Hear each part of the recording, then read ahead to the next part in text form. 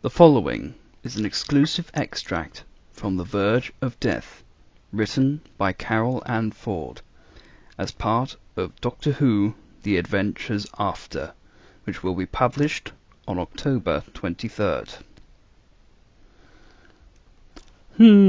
Everything seems to now be operating normally.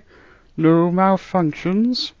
He flicked a couple of switches, as if testing the theory, and then clasped his lapels deep in thought.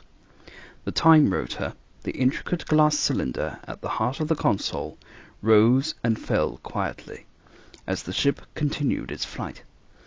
"I think I need some water after that shock," said Susan. "I imagine Barbara and Ian need something to eat.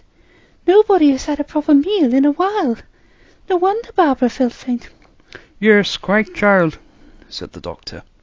"I think we could all do with a good rest, Things have been non-stop since we left Shoreditch."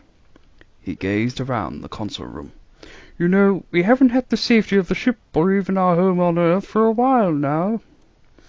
"I'm surprised you think of Earth as home, Grandfather," Susan remarked.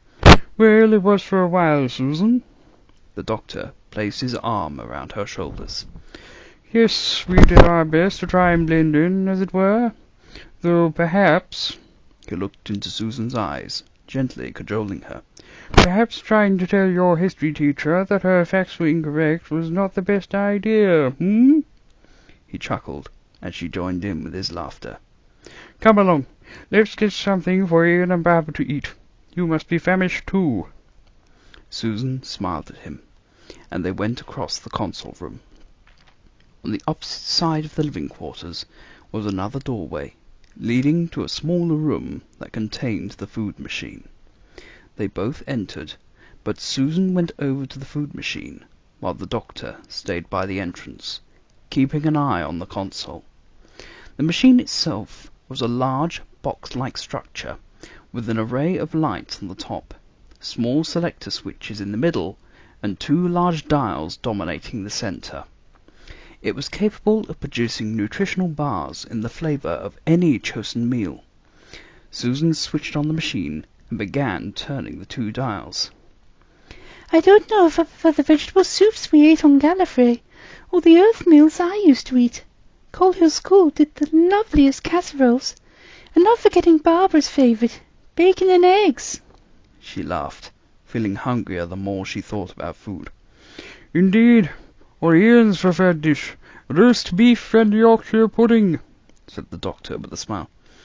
"Oh yes, that was delicious too," agreed Susan, as she continued to press the various switches, unable to decide what she wanted. Suddenly, the doctor looked around him with a puzzled frown. "That's strange. It seems to be getting a touch warmer." He adjusted his shirt collar as the temperature began to climb. Susan stepped back from the device and considered the room. "You're right. I thought it was the machine warming up, but yes, it's getting hot. Very hot." She fanned herself with her hand. "Grandfather, what is happening?" "I don't know, child." Beads of sweat were now forming on their skin. "Perhaps—" The food machine interrupted the doctor's thought with some low, clunking noises. Susan and the doctor exchanged baffled glances. The sounds then started to grow in volume, and the machine began to vibrate. Susan edged towards it, reaching out her hand. "Be careful, child," warned the doctor, as a plume of smoke erupted from the device, along with a jet of water. "Look out!" Susan screamed, and they both ducked down. Susan did not make it unscathed, letting out a cry and gripping her left hand in pain. "What is it, child? What's wrong?" the doctor shouted, rushing to his granddaughter. Susan showed him her injury, which was bright red. "My hand! It burned my hand!" Her face contorted in agony. "Oh, Grandfather, I'm scared!" The doctor examined it, his brow furrowing in a mixture of confusion and worry. "Oh, dear child, let me fetch you a dressing." He moved over to one of the roundels set into the wall and opened it carefully. There was a small cavity inside, and nestled within a box. He opened it to reveal items of first aid, including a small canister, bandage, and dressing tape. "Here, Susan, give me your hand." He took it gently and pressed the top of the canister, which emitted a small spray, onto her hand. Susan gave a deep sigh of relief. "Now hold still, and I'll apply the bandage."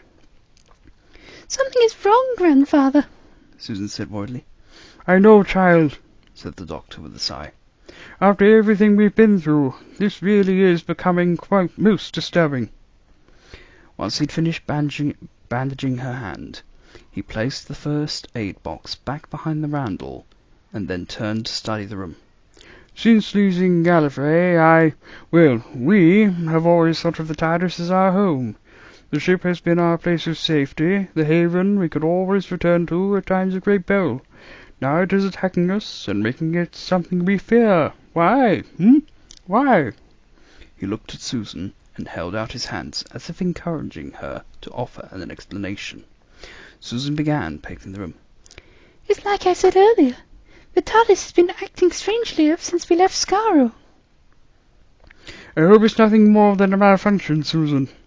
Something the Consul just hasn't detected yet," said the doctor. He tried to adopt a reassuring tone. "The ship has them from time to time, and although this one is indeed something far more serious, I'm sure I can solve it." But, Grandfather, Susan replied sharply, remember last time? The ship acted strangely and we found the doors open. Things haven't been right ever since. You see, I don't think it is a malfunction. It's as if someone got in here and has been messing with the controls. Someone. Or something.